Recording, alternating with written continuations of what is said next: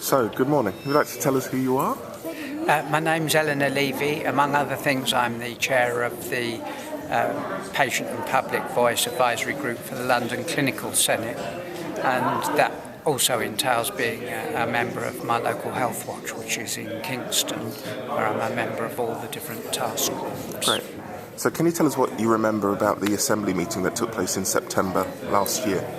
Well, I think it was an exciting event. It was very well attended, hundreds of people, but the things that stick in my memory the most are right at the beginning. The facilitator asked the audience who was there. Have we got anybody who's at this or who's at that?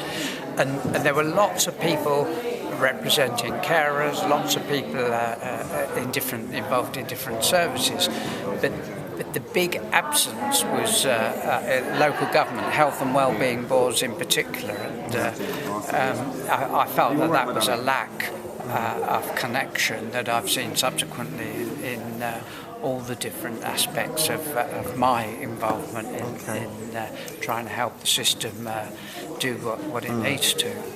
And in terms of the commitments that the board made at the end of the day, what I think do you have of that? At the time there was a new chair, and what I liked was that the board members took part in the discussion groups, which I think was the meat of the day, was all the different working groups.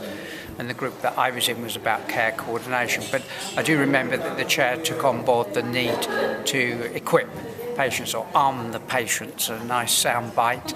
I'm not sure it's very appropriate really to think about it in terms of a battle, but arm the patients with what they need, that was one of the main messages that I think the board took away, the need to facilitate patients to do what they need to do, which involves some of the themes of self-management, and also to pay a little bit of attention to making sure that diversity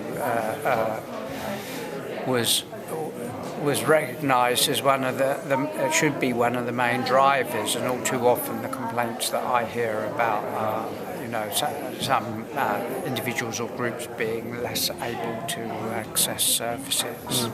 So how were the conversations with the board members? Well, I think they were very helpful. They seemed astute. They knew what was going on. I think, a few months on, I think it's much more clear now about the need to be strategic over a much longer period than our political system usually enables us to do. We've got very brief spates of commissioning and recommissioning, and I think that's one of the messages that was taken on board, was to try and get some stability into the system. And although there needs to be change in a lot of areas, that change needs to be managed, and I think they recognised the skills gap there.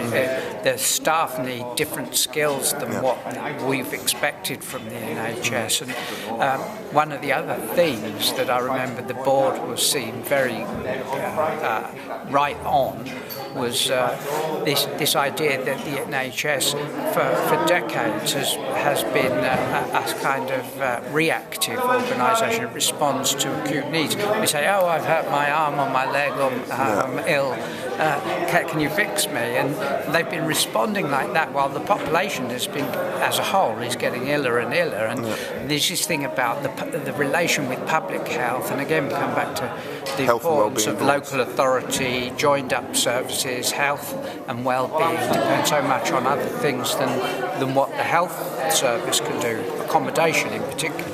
Housing is a big issue as people getting older especially. And what's your hope for today in the stock take? I think my hope for today is to try and winnow everything down. There's lots and lots of different groups.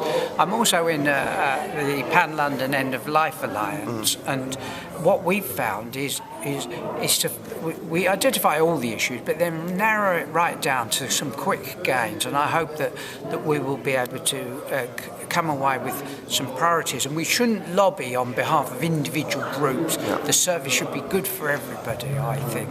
Now, I'm not saying that those individual groups shouldn't be represented and consulted on and influence the process, but in the end, what we found is that the best statements that we can make are the ones that say, look, we want the service to be like this for everybody, and recognising diversity, recognising skills gap in the staff, recognising management skills and leadership skills, and all those things I think are in progress. And now it's time to not rock the boat, let changes proceed in a more disciplined way, and be organised about and structured about how you propose to change things, not keep dropping shoes and then people are waiting, what's the next thing, and they're not connected to that change. But I think the population needs to change its behaviour. Thank you very much, Just this Eleanor. morning I was seeing the NHS are not